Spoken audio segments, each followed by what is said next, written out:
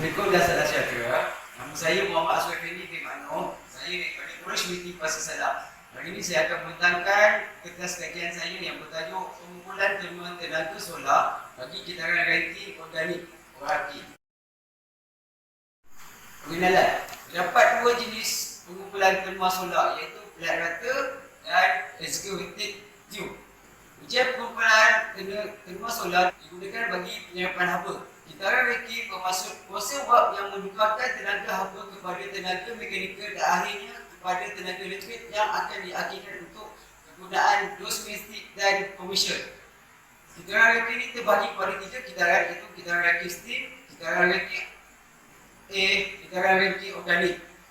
Kitaran ranking konvensional menggunakan alam batu, gas asli, minyak bahan api sebagai sumber utama.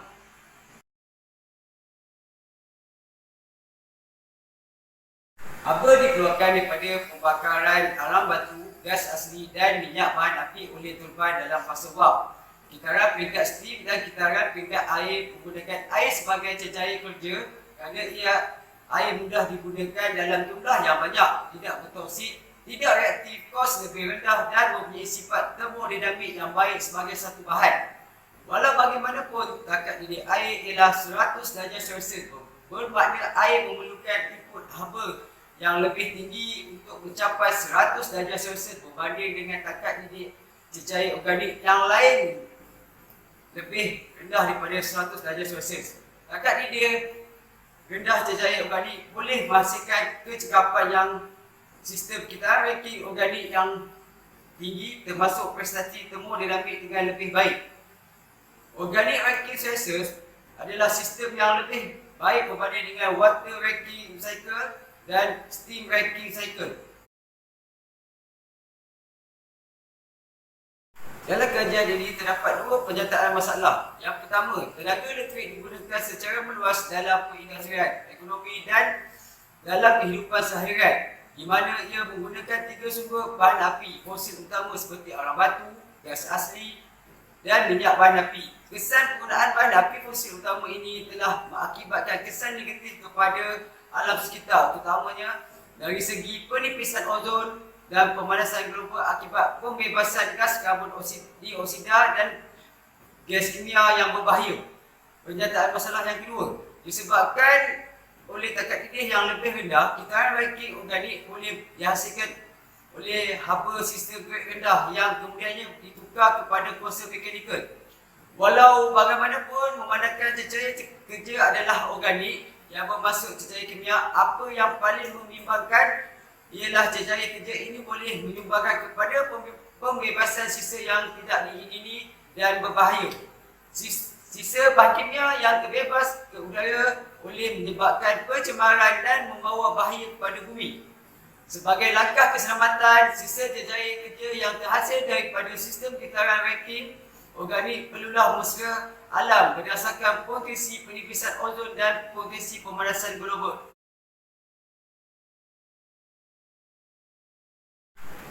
Kajian ini mempunyai tiga objektif. Objektif yang pertama, membangunkan satu model eksperimen bagi pengumpulan haba dari solar bagi diintegrasikan dalam sistem kitaran organik ranking. Yang kedua, mengenal pasti cecair menghasilkan paling minimum potensi penipisan ozon dan pemanasan global bagi sistem kitaran organik ranking.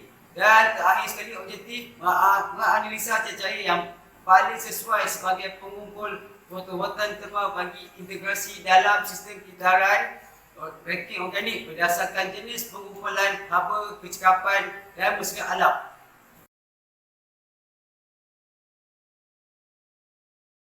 Skop kajian ini adalah mereka bentuk model pengumpulan terma solar sebagai pengumpulan haba bagi integrasi dalam sistem kitaran organik ranking. Pengujian pengumpulan terma solar adalah dengan meletakkannya menghadap matahari dengan kecenderungan tertentu bagi memaksimumkan pendedahan kepada cahaya matahari. Hanya menggunakan bahan pendingin R22 kloroformin tanah, R410 difluoromin tanah dan R32 difluoromin tanah sebagai bahan eksperimen bagi menguji sifat termofiziknya seperti suhu, tekanan, kesan alam sekitar dan takat didih.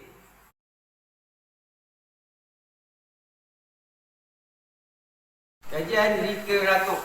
Yang pertama, Osman Imran M. Yang Enli PhN 2017 menyatakan sistem kitaran ranking organik mampu beroperasi pada suhu yang lebih rendah, struktur ringkas, operasi dan penyelenggaraan yang rendah. Pertimbangan bagi kesesuaian cecair yang sesuai digunakan untuk sistem ORC adalah ialah diperlukan cecair yang lebih baik dari segi kecekapan tinggi, ketersediaan, kos keselamatan dan potensi pemerasan global yang rendah. Yang kedua, Tash 2014 menyatakan kitaran ranking konvensional menggunakan air sebagai cecair kerja tetapi gagal berfungsi pada suhu rendah, iaitu bawah pada 150 darjah Celsius. Dan disebabkan itu, kitaran ranking organik diperkenalkan supaya cecair organik lebih bekerja di bawah suhu tersebut kerana takat dirinya rendah.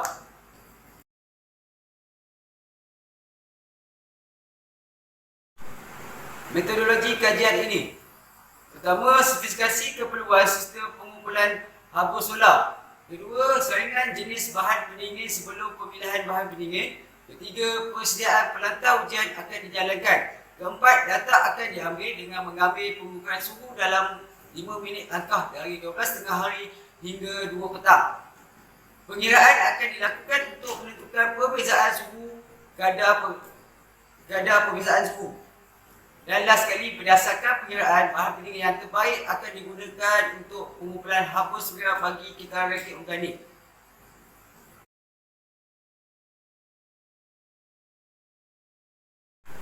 Analisis dapatan kajian. Kajian di sebelah menunjukkan graf suhu persekitaran ataupun ambient melawan masa. Suhu ambient tertinggi ialah antara 12 tengah hari hingga 12.45 tengah hari berjulat di antara 36 hingga 39 darjah Celsius. Suhu ambient turun di bawah 40 darjah Celsius selepas 12.45 tengah hari dan kekal pada julat 30 sehingga 35 darjah Celsius hingga 2 petang. Oleh itu, perbezaan suhu ketiga-tiga bahan pendingin meningkat semasa puncak dan menurun apabila suhu ambient menurun.